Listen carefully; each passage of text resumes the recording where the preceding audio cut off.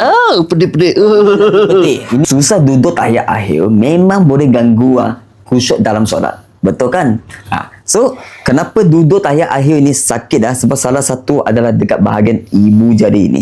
Alright. So, kalau you lipatkan you punya ibu jari, you rasa sakit dekat bahagian ibu jari sini biasa dia sakit dekat ankle inilah, ibu jari ankle sini. So, kita kena urut dekat bahagian ini, tenggelam punya tempat. Okay. So, you boleh gunakan jari telunjuk ini untuk tekan dekat bahagian ini. Cari dulu mana point yang paling sakit. Contoh tekan, naik turun. Tanya dengan patient, ini tempat sakit ke? Pedih-pedih. Pedih sikit. Okay, so kita turun sikit. Oh, pedih-pedih. Pedih. Ini lagi pedih kan? Okay, kita turun sikit. So, ini tempat macam mana? Ini kurang sikit. Ini kurang. Okay. So, kita sudah jumpa atas dua poin ni yang paling tepat, paling betul punya. So, dekat bahagian sini, minta maaf cik, kita kena urut lama sikit.